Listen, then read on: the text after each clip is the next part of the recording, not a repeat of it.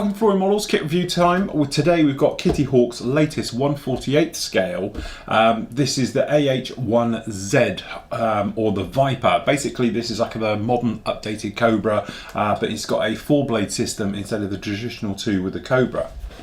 Now, as far as I know, this is Kitty Hawk's first venture into aircraft. A little bit of speculation, to be honest, on the internet about this kit, about its accuracies and the various bits and pieces.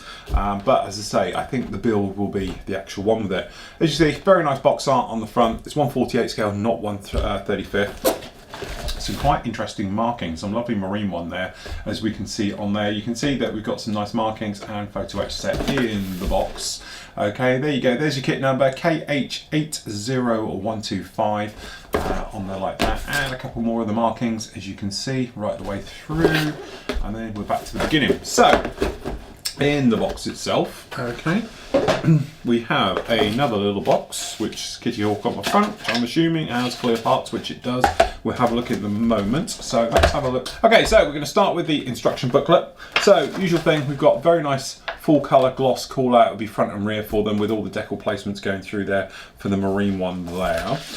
Usual thing, got your trees, got your photo etch, your decals, bits and pieces and clear parts, and then it's straight in. So it's straight in with the cockpit. Okay, looking up here, looks like we've got a photo etch. No, it's not, it's actually a decal for the actual harnesses. A little bit two-dimensional, I think. Would be nice to replace that with something a little bit more, i.e. tape or obviously aftermarket type things. Okay, going in there, very nice as well. We've got Federal Standard call-outs for like the dark gold grey, which is a nice thing, and going right the way through. Got an electronics bay, which is going to be behind the pilot, I do believe. Yes, he's going to go in there.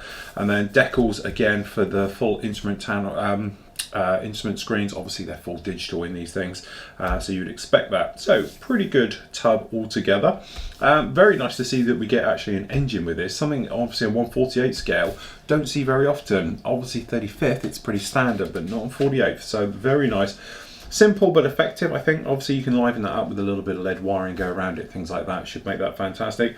Chucking it in and into the other side, no section going through, and then obviously we've got the actual rotor hub system going in at the top, the tub going in there. Nice to see some photo etch for the grill work, because obviously that'll make it up. And then, as you can imagine, being the AH1Z, obviously being the definitive Cobra, loads of lumps and bumps for all your sensors, your IR warnings and receivers, things like that, all over this thing. Chaff and flare dispenser buckets going in, intakes going in, and as you can imagine, all the communication set.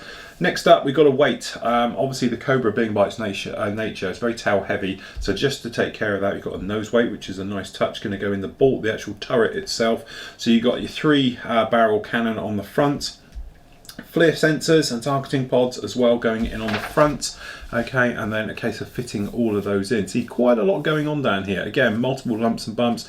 We've got electronics bays underneath in the chin system, and they have the magazine on the other side for the main gun. Skids going on, multiple part skids. I don't know if that's good or bad. Okay, and then you've obviously got first part of the canopy going in over the top we'll look at, and then I assume this should be very nice open or closed for your actual bays themselves, for the engine bays. Exhausts, pylon set going on there right the way through, obviously about making the holes to put in other things in there, and obviously got the exhausts onto the backs. Again, some more photo etch parts going on there, which is a very nice touch indeed, and then putting it all together. The main hub itself for the rotor, doesn't look like there's much going on in there, unless I can't see it underneath here, but basically it looks quite simplistic, very nice, looks quite strong. It's usually the weak point and everything else, but I can't see any of the swash plate or the gear on there, unless that is the swash plate buried down in there. Okay, tail boom going on. It's weird how it goes, but I imagine this is going to be sort of there's other things coming out, such as the Huey family may come out using the similar tail. That's why it's done like this. Okay, again, photo etch for all the grills, and more lumps and bumps going all over the tail, as you can imagine. Tail rotor going on, installing another bit of photo etch going to go between the actual exhausts on there, installing the tail, the rotor head, the part, and then it's into the weapons. So, usual thing, a couple of sidewinders, a couple of Hydra rocket systems, Hellfires, there only Hellfires in there, and then we've got the rear ones again. So we've got another beautiful pull out there for the colours and the markings, and this one, which is great, having a nice bit of colour on it as well. Okay, so you see some nice detailed information there for the Hydras and for the Hellfires as well. That looks very nice, very promising. Okay, so we have separate bags, which is quite nice, all still sealed. So we just have a look through the sprues, see what we actually get. So in sprue 1, okay, generally off the bat, as I say, Kitty Hawk, I know I've knocked in the past, don't get me wrong, and it's usually, I'll be honest with you, it's out of frustration. Great kits, you know, you box up the instructions, you get to the plastic and it's always a letdown, all right? But I'm hoping things are getting better, and just off the bat, this is looking quite promising. As I say, it's the first time I've looked inside the box, first impressions on it. Yes, we've got a little bit of flash running around quite a lot of these parts, all right? Yes, we've got a few little stress marks as well, and by stress marks we're talking about things like these little white marks you might be able to see around the actual model.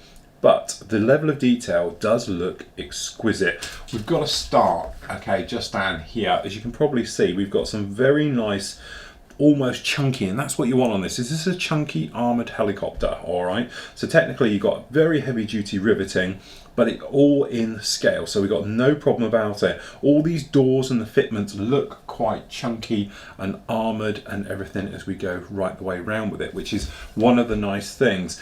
Obviously the cockpit, we know we're not going to see much down in here, but all the electronics bits and the gizmos at the back and all those areas down here like that, we've got the TV screens and all of these running down on here, and all of these sections does actually all look pretty good. It's all very nicely done. There's nice details to all of this. A couple of the parts are just hanging on by the skin of their teeth right the way through, but generally, just like these doors, these access panels down in here, they look pretty good. It looks very nice off the bat. On the inside, you can see we've got a little bit of stress, in fact lots of stress, as it'll obviously come out the mold. Okay, but as you say, it just depends on how they do them, but generally pretty good. You might be able to see down here we've got insides of these doors, things like that. We've got no ejector pin marks in there. These are the engine bays, no ejector pin marks inside of those again. Yes, we've got these huge giant plastic bits hanging off, as you can see on here, that are going to need cleaning up, but that's just Kitty Hawk. A little bit disappointing down the back end with these exhaust nozzles. There's not a lot going in there. But again, it's one of those things, you're sort of getting tied up with the thing of, okay, it's 1/48th, don't forget. This isn't 1/35th monster with all that nice detail. But generally, good start, okay, on that one. So, moving down in here, we've got 2 sprues in this bag. Okay, so down in here, this is one of those nice sprues which has been moulded like that, and then we have to go like that and can get them apart. All right, so we'll start down in this one, and if we just drop the camera, top camera down just a little bit, just to bring this all in.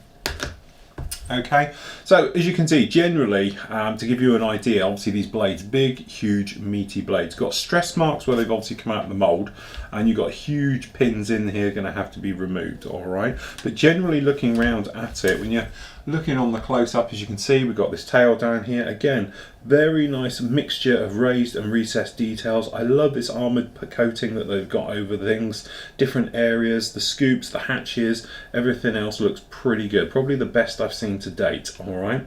We've got a nice seam running down in here where obviously the mould is on the curve, but it is still there, which is quite a nice touch, and everything else. Got some quite large pin marks, things like that. But generally, even just down here on this little winglet, I presume it's for the tail, very nice, very nicely riveted, put together, and all those areas, so very nice indeed. And generally the blades got a little bit of flash on them. They're a little bit flashy here and there, but no real problems with any of that sprue at all. Some of these smaller items up here, okay, yeah, a little bit crude and things like that, like these, I presume these are flare and chaff bucket areas down here, look a little bit, you know, old school, but I think we're going to get away with it. Then we've got down here, which is obviously our Sidewinder missiles, the rails, the hydropods, things like that, and then obviously we've got down here, which will be the Hellfire missile heads. Okay, the racks all look pretty good. The engines actually don't look too bad. They look quite nice, nicely detailed, no problem with any of that at all. And then obviously all the other types and areas and things down here for the engines looking very nice, and everything else. The hydro rocket pods looking pretty good. Looks like they're empty. There's no actual missiles in these, so they sort of done them empty.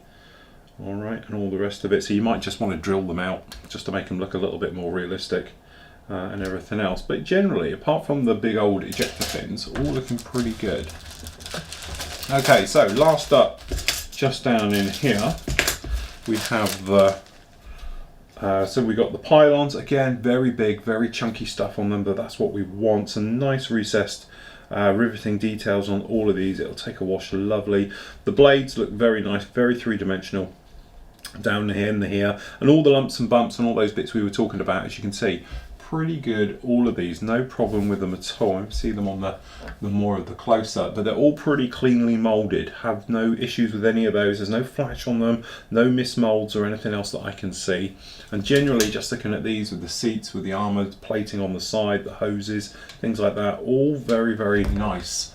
You know, all of these areas I can't find a fault with. A little bit interesting the way they've done the skids. You know, having the skids with this sort of system of putting them on, but I'm sure there's method in the madness around there somewhere. So we also get in a zip bag a ball bearing. So you've got there 8mm ball bearing, which actually doesn't have a lot of weight. It's got enough obviously to do it. We do have harnesses, which I thought were in as a decal, but it looks like they're part of this, as we were saying, so that's quite a nice touch. See that more on this one over here. As you say, you've got the grills, the various bits and pieces, the vents, that plate between the two, some nice detail on that, that's really nice. And then we got some decals with a interesting cover for them. So if we just drop the side camera a little bit closer, you may be able to see, okay, there's our little decal sheet with it. Some nice details on the instrument panels, things like that. I think we'll get away with it, but I like this colour with the gold and with the marines underneath for the specialist markings. The weapon bays, weapon stencil data, all looks pretty good, all of that, no problem at all.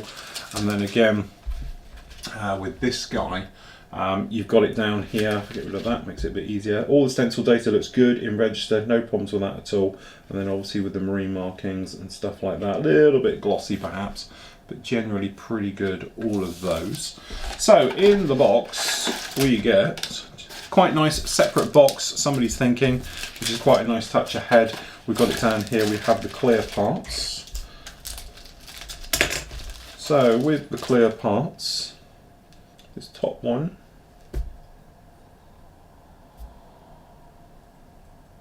there's a little tiny mark in this top one at the top, but it's clear. As you can see, we've got no register real fault on that one at all. It's pretty good. These side ones are absolutely crystal clear. They are really nice. No problem with any of these at all. And even with the turret, we've got the camera turret, the targeting turret as well, with the clear parts in there. They are very, very nice. No problem with any of those clear parts at all. They are beautifully clear. And we've got another sheet for some last markings as well. So we've got the markings guide and everything else like this. Doesn't actually say who they are. That's the old thing. So, but yeah, no, very nice indeed. As you can see, some nice colour markings, some detail call out, stuff like that. And it's quite nice with these on here. It's got a little bit of weathering as well. Just give you a little bit of advice as you're making your way through. To be honest, and I have to say this, I'm sold. You know, I know it's a Cobra and I'm a real sort of Huey's fan and all the rest of it, but I actually can't find a fault with that kit at all. It's the first one of theirs I've been able to go right the way through, and I've thought it's a cracking kit all the way through. As I said, building it could be a different story, but okay, from my point of view, looking at the sprues and the details and everything else like that, it looks like it's going to be an absolutely cracking kit. And it's nice to see it in 1/48, so to speak, instead of the traditional 1/35 scale that we get with most helicopters these days. Nice level of detail, cracking sprue layout and everything else like that. So actually this one gets a really big thumbs up.